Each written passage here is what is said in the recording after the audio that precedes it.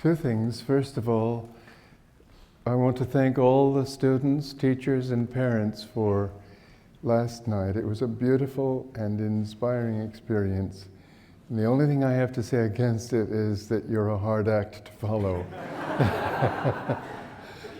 But really, it was very well done. Another thing I want to say is that this book is just coming out right now. In fact, you should have all had it, but as I understand it, it was snapped up by everybody at the community before we could get the first 150 copies out beyond Ananda's gates. And so another 900 will be coming in tomorrow or a few days, so it's available. It's called A Place Called Ananda, The Trial by Fire that forged one of the most successful cooperative communities in the world today. And this is my most recent offering. I started it actually in 1996, but I only did part one, and many people urged me to continue, but I just didn't feel the inspiration to do so until we were together, Asha, David, and who was it? Sean and Umano. Hunter and Audie. Who? Hunter and Audie. No. It was down in Taormina. You weren't with me in Taormina? Padma and Terry. Yeah, Padma and Terry, right. And they were talking about this, and Asha put it to me in such a way that made me think, yes, I need to do that book now. Well, God thought so too, because once I got into it, he just drove me. Because of this whole thing that we're having with SRF, it was important to get this information out. But the story of Ananda, from the standpoint of this book, you'd think it would end in the year 2001, right? It ends in the year 1970, just at the very beginning. And I gave the principles on which Ananda was founded, the attitudes, the insights. It just didn't seem necessary after that to give the stories. There are lots of stories in it. In fact, I can't put the book down when I read it. But I do think you'll really love it. But it's more than an enjoyable and dramatic thing. What it really gives is the basis upon which Ananda was founded. After that, the stories would be perfectly natural. It's perfectly natural that we would not sue the county because it was a county vehicle that created a forest fire that destroyed 21 of our 22 homes and 450 acres of our land. Most people would gleefully sue. Our neighbors did sue and collected. But it was perfectly obvious, although I do refer to that fire, that we would not sue. That isn't the basis on which Ananda was founded. Ananda is not like so many communities, sort of with a fence around it, us, few, and no more. Ananda is everybody, the whole community, not just those who come to Ananda services, but those who don't. Those even who don't like Ananda. It doesn't matter, because all of us are children of the same one God. And so the truth that we're trying to emphasize, that we do emphasize, is not sectarian. It's not particular to one religion or another. It's particular to humanity and the human growth toward its own self-realization and self-fulfillment. This is what our path is all about. And the ideal is expressed here in a way that will be, for some of you, rather esoteric, rather deep. But what we try to do at Ananda is always to bring those deeper truths down to the light of day. I'll tell you more about what I mean in a moment. But first I want to read from Yogananda's explanation of the Rubaiyat of Omar Khayyam, the quatrain 33. Then to the rolling heaven itself I cried, asking what lamp had destiny to guide her little children stumbling in the dark. And a blind understanding, heaven replied. And the paraphrase, as my soul soared ecstatically through heavenly spheres, I compared my joyous state with that of my earthbound brothers. I saw them stumbling about in darkness and confusion, dazed by ignorance and clutched at by misery. I saw them dragged forward by the chains of self-created karma, transported endlessly from human birth, fraught with fearful risks and uncertainties, to unwilling death. What guides them, I demanded of omniscience? What lamp have they to lead them out of error? What wisdom to help them not to endure further suffering? And the inner voice replied, theirs is the blindness of their human intellects. Wise they may be in worldly ways, but in spiritual matters they are foolish because ignorant. Their intelligence, lacking the light of all-seeing intuition, is not guided by understanding, but by blind instinctual desires. With all their worldly cunning, their lives lack any clear aim or purpose. Their understanding darkened, they stumble again and again, and often fall into yawning pits of delusion. The expanded meaning. It is difficult for even great and wise souls to know the truth completely. How all but impossible it is then for the spiritually ignorant to catch more than fitful glimpses, if that, of clear direction in their lives. They are guided by instinct, which, though it contains a glimmer of intelligence, is essentially blind. What opportunity have they to learn the laws of life except by a slow process of trial and error?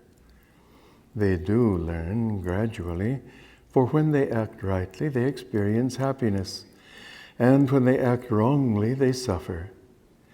When they act kindly and selflessly, they find pure happiness welling up within them. That happiness, as its flow increases, steers them gently toward the spiritual world within. Sometimes their awakening understanding gets mixed up with pride, sometimes with superstition. Still, however slowly, their steps take them incarnation by plodding incarnation in the direction of wisdom. And the editorial comment, the tone of this stanza seems uncharacteristically harsh, yet it springs from a feeling of deep compassion for mankind. The very reprimand is rooted in love. For so convinced is man of his own intelligence and of his infallibility in confrontation with any predicament, that Omar apparently felt it necessary to deal him a sharp reprimand. Only when a human being admits, I've tried my best, but I've failed. Show me, Lord, the way to lasting happiness, does hope dawn for his eventual enlightenment. Otherwise, consider even the self-help concepts and techniques that flourish nowadays in the marketplace. Most of them, while providing a little temporary relief, help people merely to exchange one room in the mansion of ego consciousness for another. They provide relief, figuratively speaking, from a mosquito bite, but ignore the tragic fact that the patient is under a death sentence from cancer. There is only one way out of this Venus's flytrap of delusion. It is, as Omar Khayyam hints, and as Paramhansa Yogananda so beautifully explains, to reverse the life force and consciousness back toward life at its very source.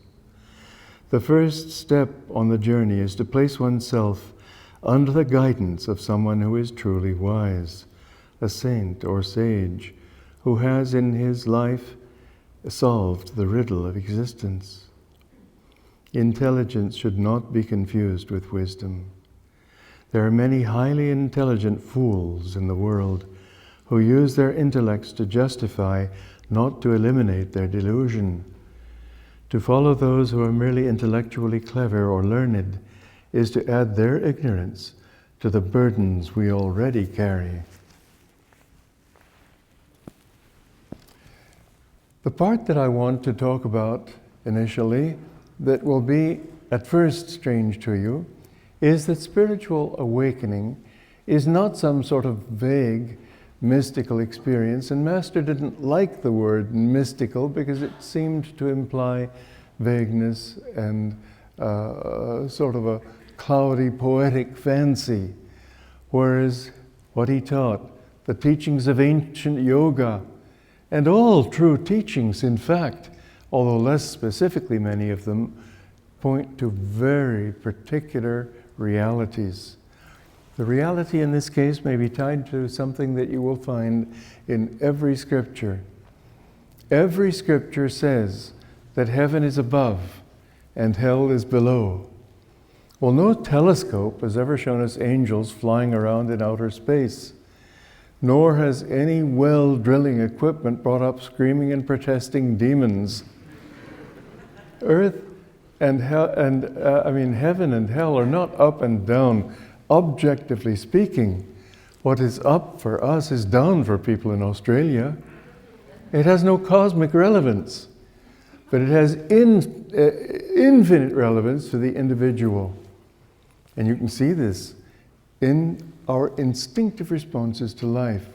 We always say when we feel uplifted, or high, or downcast and low, we always use expressions that are tied to these simple facts, that spiritual awakening implies an awakening or a raising of energy and consciousness in the body. And hellish consciousness, materialistic consciousness, that which takes us away from joy and down into suffering and pain, is always a descent. And I'm going to have a little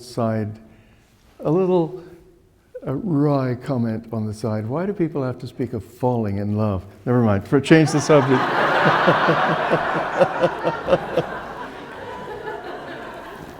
Cancel that.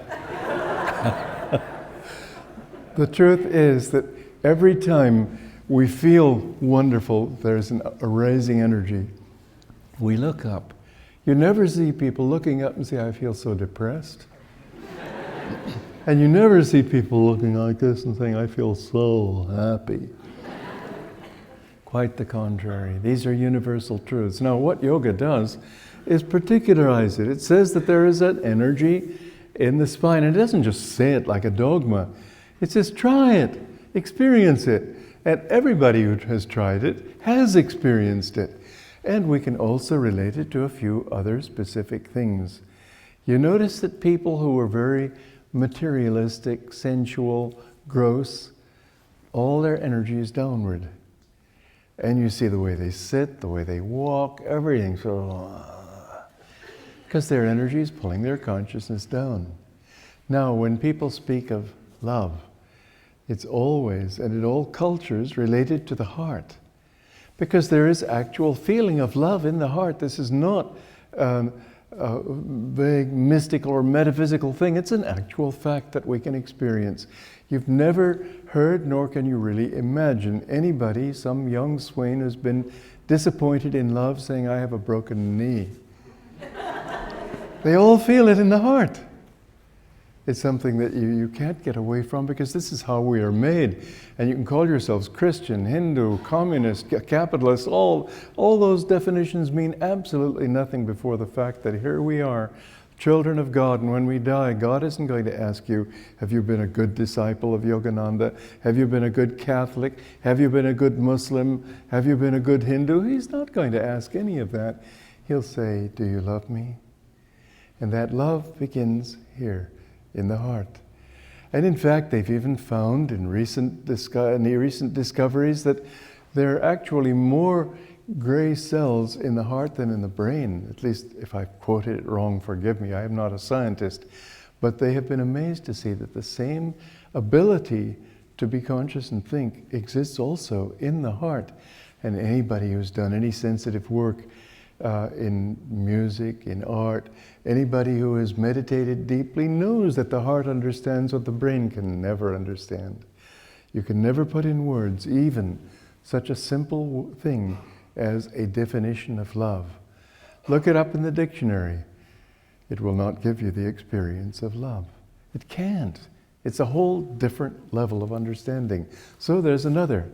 Now there's another one, another chakra, as they call these centers in the spine in yoga, and that is at the point just behind the throat.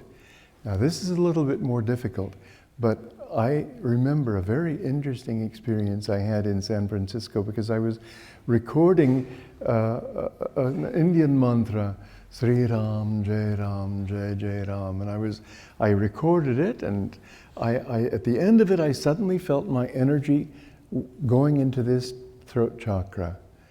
And I said to the recording engineer, let's do it again. He said, what do you mean? That was perfect. I said, no, let's do it again. And I knew it was different. He couldn't tell, but I could.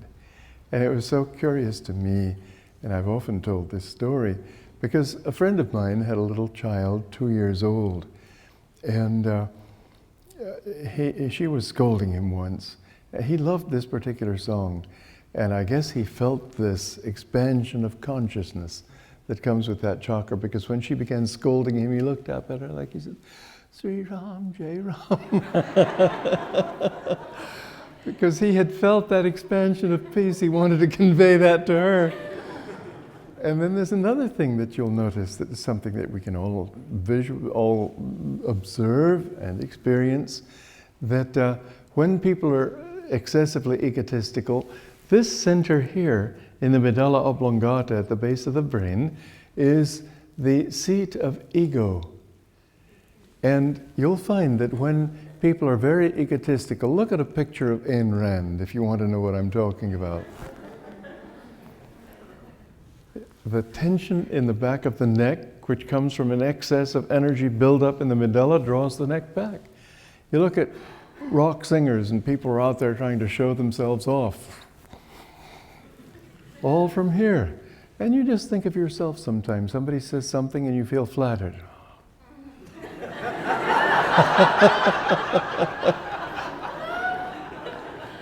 Isn't it so? Why is it so that in every religion the expression of humility is a bow, a relaxation of tension here, and an offering? Now that offering has to be, however, more than to another person. It has to be to the positive center of that particular, the positive pole of that particular center, which is the point between the eyebrows. And you'll notice that people, when they concentrate deeply, they tend to knit their eyebrows. When people feel uplifted, they look up because there's this focusing of energy at this point. And I remember one time at 29 Palms when I was with Yogananda, and there was a neighborhood dog who used to come over, and we were having lunch. And Master said, look at that dog. He's so focused on the smell of that food that his brow is wrinkled. His whole concentration is the spiritual eye. These are things we can all check in one way or another. But when you go deeper, then you understand that there's a reason for all of it, which is that when the energy is uplifted, we begin to approach divine consciousness and the intuition that we're talking about here. Now, in the beginning, there are all these gates that need to be unlocked. And in fact, the stanza just before this one in Omar Khayyam is, I don't have to read the words, but it's up through the 7 gates. The 7 gates are these chakras or centers of energy and consciousness in the spine.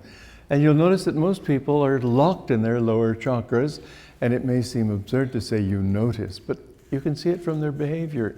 You can see it from the way they walk. You can see it from everything. Their body language says it. Their eyes say it. You can tell instantly that they're locked in the lower chakras. Therefore, they speak of beer bellies and all that. It's the lower consciousness, and they're held there. Now, the question of reason versus intuition doesn't necessarily arise at that level. There are, however, 2 faculties that we have that help us to achieve spiritual enlightenment or that prevent us from it. And the first of these is the heart. When the energy comes up to the heart center, that's where feeling becomes awakened. And that's why Sri Yukteswar said that unless and until a person's heart is opened, he cannot begin to set foot on the spiritual path. No point even in talking to him. But once the heart opens, that's when you find problems arising, emotions or love, deep confusion or deep feeling and intuition. This is the beginning of the spiritual awakening, when the feeling center is no longer, oh, I can't stand it. I mean, just imagine how many people are likely to be if, and perhaps I should say when, a real depression hits. You see headlines about that every day in the newspapers. The possibility, will it, won't it? I'm perfectly certain it will be. But how will most people react? They'll get so agitated they won't be able to think. It's like people in a theater. There's a perfectly clear exit sign. They're all so confused they don't know where to turn. They get in each other's way, and many of them are killed because of not being able to simply walk out the exit. That's why they say walk, don't run to the nearest exit. But the emotions keep you running, and they keep you running in circles. And so the first and most important thing is to learn to direct the energy of your spine and the aspiration of your consciousness upward. But with that, there still has to be further enlightenment. You have to get through that door of the ego. As long as the ego is there, it's always going to bring it back to me. Well, aren't I intelligent? I'm a lot smarter than them. I know this is the spiritual path and this is the right way, and and pretty soon you wonder, what path am I talking about? Because you're not on the spiritual path. You've come a certain distance. There are all these traps, and they really are traps that can hold you from awakening to a higher state of consciousness. The ego has to be surrendered. Don't think in terms of you, but of he. And the next trap is reason, intellect. And the intellect can be a great trap. And yet it's very necessary. When we say that intuition is more important than reason, we do not mean that reason is not important. But the thing is that reason will not give you wisdom. Reason will never be able to create a great work of anything, not even a scientific discovery. You know, scientists, the great scientists, they use their reason, yes, but up to a certain point, and then suddenly, after going step by step by step, suddenly there's a huge leap. That's the intuition. And without that intuition, it'll always be like crossing a road. You know Zeno's paradox? You can never cross a road. Why? Because to get across, you have to first go halfway across. Then you have to go half the remaining distance, then half the remaining distance of that, and then half of that. And no matter how microscopic you get, it'll always be half the distance. Therefore, you'll never be able to reach the other side of the road. Well, this is reason. But intuition says, intuition says, don't be ridiculous. It just jumps across the road. So every scientist has this thing, and the great ones break through it, and the minor ones don't. And they think they're so smug in their wisdom when they don't really know anything, because it's only reason. But intuition is necessary. Scientists come to that point. You know, Einstein, for example, discovered the law of relativity in a flash. Yes, certainly he had been using his mind. If you're going to pray to God for a scientific insight, he's not going to give you a poetic one. He's going to give you a scientific one. You will receive in accordance to what the kind of energy you put out. And God doesn't wait for you to name him. He is not flattered when you believe in him. But when you put that energy out, whether you pray to him consciously or not, you're reaching out to the truth. And truth is God. And that truth will answer you, but according to your own lights. And so Einstein certainly was reasoning and thinking and so on, but in his own way. Mind you, his professors marked him as an absolute hopeless. He'd be a complete failure in life because he couldn't think in their way. But obviously he thought in a very valid way. But he reached this point where suddenly he had the insight of the law of relativity. Could he then announce it to the world? No, because it was, although so clear to him, to make it clear to other people, he had to approach them through reason. And so he had to explain it. It took him 10 years to be able to present that law in such a way that other scientists would say, well, yes. And even then it was so difficult that for a long time there were only, it was said, 10 scientists in the whole world who understood his law. The fortunate thing for him was that they were the right scientists. Other people respected, and so, having said it, other people were ready to listen.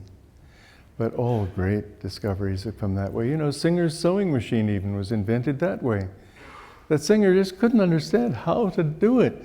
He reached a certain point where it just wouldn't come straight, and then he had a dream at night where he saw these savages of some primitive country fighting each other with spears, and every spear had a hole in the tip. And suddenly he understood. You had to put the hole of the needle, not where it usually is, but in the tip. And then the Singer sewing machine was invented. But you will find that this is true in everything in life. You have to understand that intuition transcends and supersedes reason. But it is not something you can sit back and wait to happen. You have to do the work. You have to think it through in whatever plane you're in. Reason is still important. And people who deny it are the ones who come up with these vague, goofy, mystical suggestions, like this woman who, oh man, I don't know which it was, went up to the Himalayas to find a great teacher. Finally, after clambering crag after crag, braving snow and rain and sleet, he finally got there and found this man in a cave, and he said, "Great Master, tell me the secret of life." And the Master paused a moment. He said, "Life, my son, is a rainbow." He said, "You mean I've come all this way, climbed these crags, braved snow and ice and everything, only to find that life is a stupid rainbow?" And the sage said, you mean it isn't a rainbow?" Well, you know, stories like that are told by people who don't know sages and don't know truth. But it's a good thing to understand that just mysticism isn't going to give it to you. So many teachers, you know, in this book here, I talk about my years in the 60s in San Francisco, and I was exposed to so much of this goofy, I feel it must be so. Well, that doesn't tell you anything. Feeling is right, but the right feeling, they didn't look from their lives that they had the right feeling, it was just feeling. You need to use intuition, but it has to be guided and controlled by reason. If somebody comes up with something that makes no sense at all, then reason has to come in and say, no, wait a minute. Truth is not afraid of questions. That's what Yogananda said to somebody when he was challenged. But truth also is not interested in harebrained intellectual questions, like the story that I told in the path of somebody who was very intellectual and came to Master with this long list of very, he thought, intellectual questions. And he asked the first of them and waited for a profound answer, and Master said, "Love God." He could see where the man was coming from. It was all just mental exercise, didn't mean anything. He had no understanding. So the man sort of shrugged and went on to his next question, and Master said, "Love God," a little more firmly. The man sort of shook his head and went on to the third question. Master said, "Love God," got up and walked out. Well, this man, who is a speaker in this country today, uses this as an example that, well, even masters have their problems. The truth is, he had the problem. You don't find the truth by that. And if you're going to ask that kind of question, it's not worth the bother. You'll never get through. There has to come what Sri Yukteswar said, until you have awakened the heart's natural love. You cannot take a single foot. You cannot put one foot in front of the other on the spiritual path. There has to be that aspiration. The heart's in understanding, a natural instinct toward love has to be awakened. And without that, what you're faced with in this country, what you're faced with here in Silicon Valley, what you're faced with in this age, not to blame anybody, is a time when people think they can get it all together and understand by mere definition. They won't understand anything until they have understood it also with their hearts. When I write music, I know how important it is to consult my heart. Let my heart guide me, but let it guide me in a mood that's upward, because it's so easy for the heart to go downward too. So easy for the heart to go toward desires, moods, unhappiness. Lots easier to write about negative moods than positive ones. It's sort of like a hose. If you want a strong flow, one simple way is to squeeze the hose tip, isn't it? But of course, another way would be to turn on the tap more fully.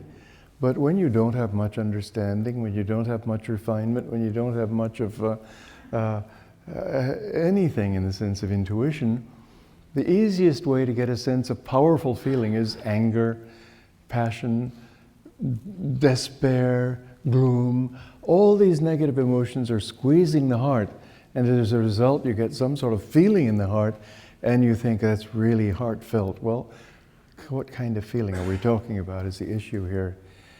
The music that you write, the words that you write, the words that you speak, whatever you do in life, in fact, should have this uplifting feeling. And that you can only do by not squeezing your heart, making it small, not thinking in terms of selfishness, but rather openness. And that takes a lot of energy.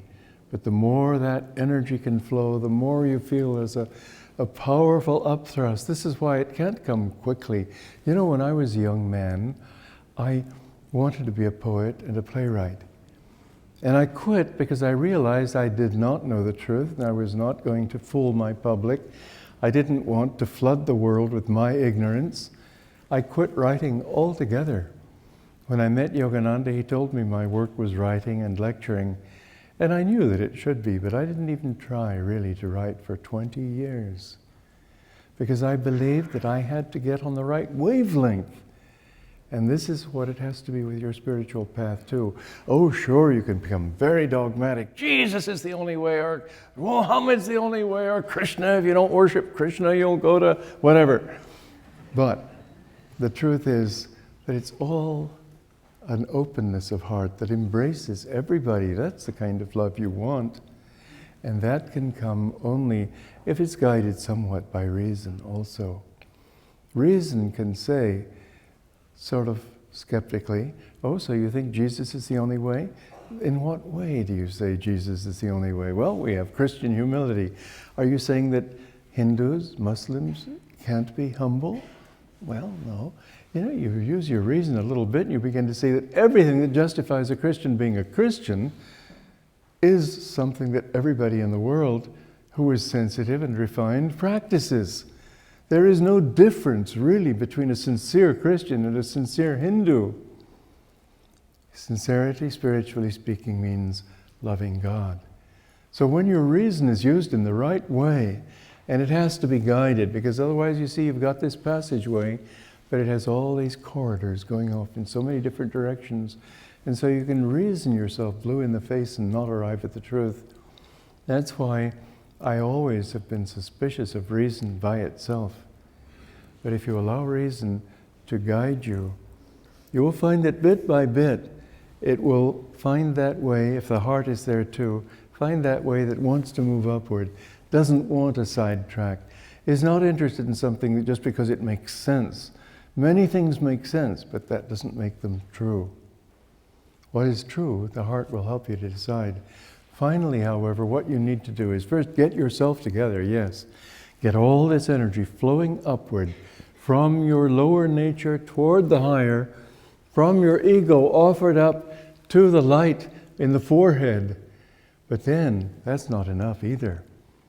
You know, it's a very interesting thing. Do we have it there? Yeah, see that? That's sort of symbolic of the spiritual eye that appears in deep meditation. And it's really a reflection of the medulla oblongata, which in deep calmness appears in the forehead. And we had in our temple in Italy, we decided we wanted to do this.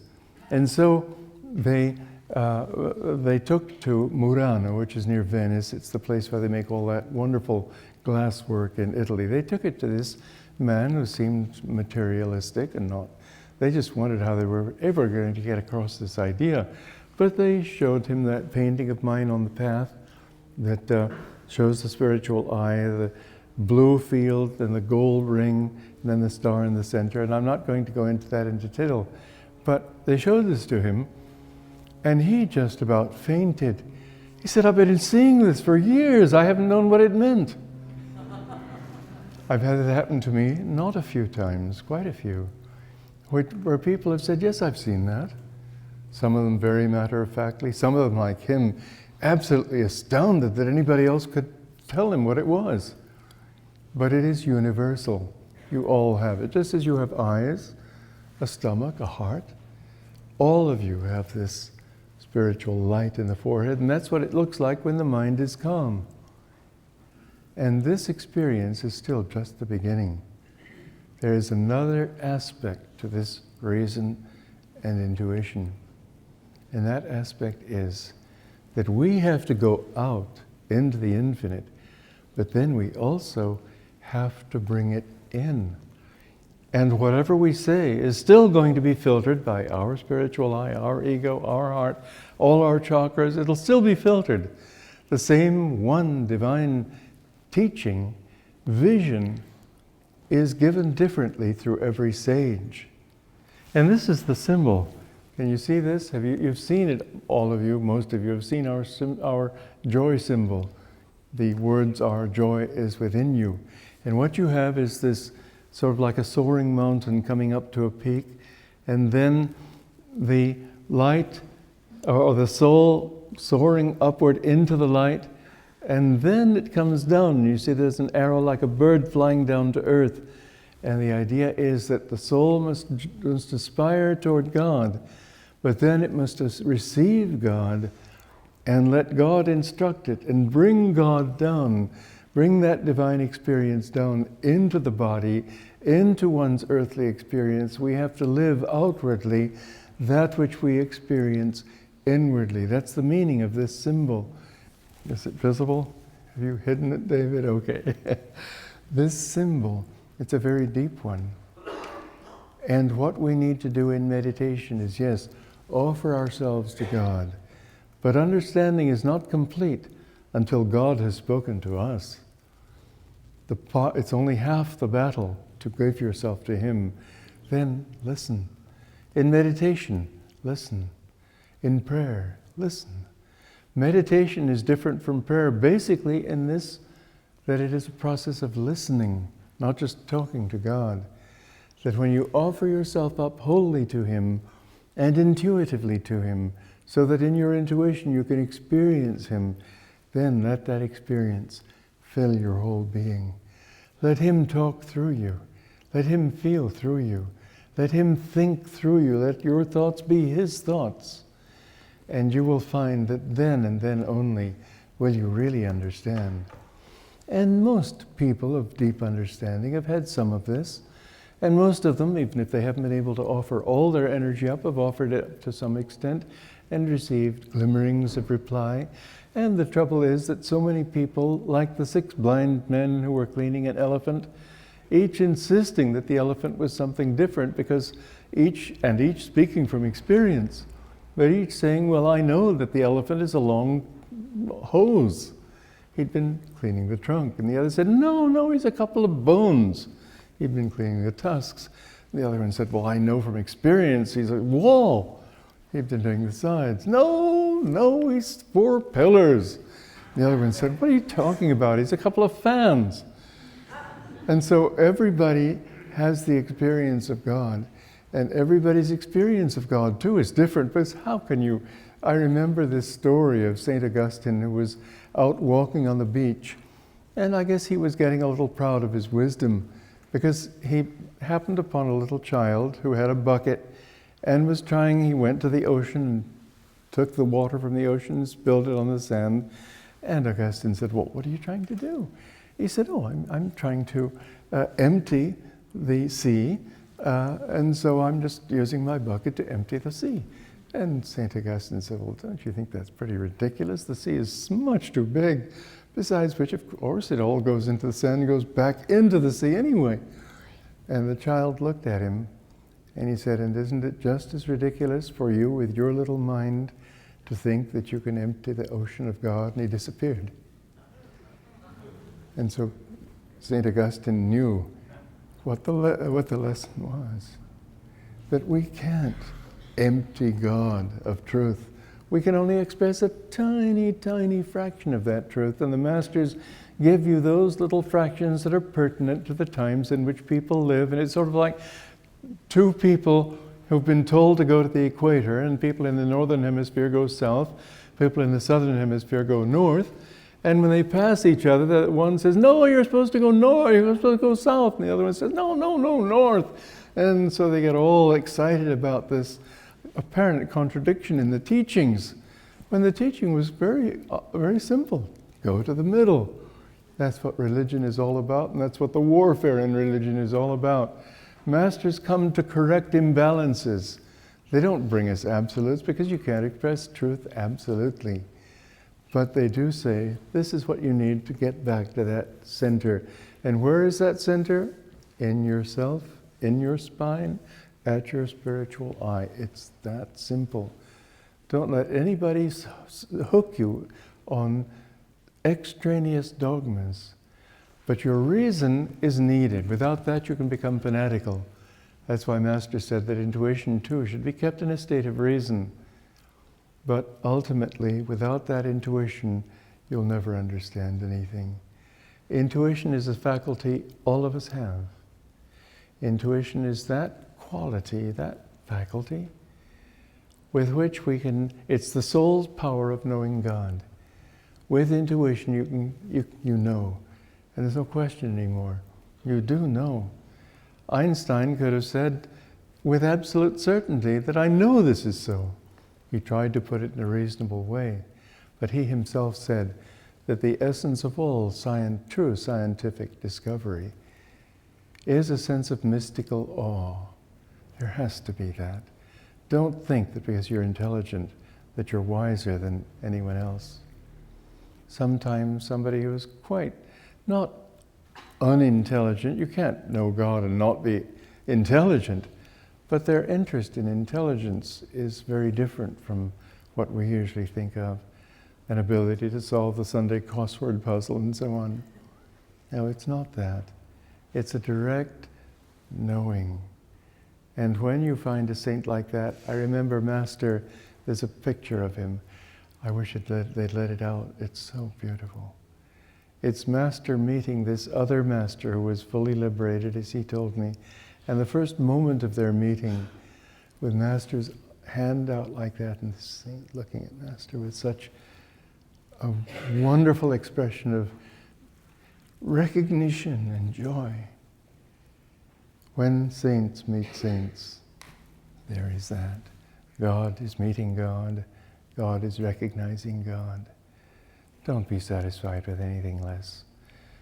Be true to your own higher self, and in that you will be true to God. God bless you.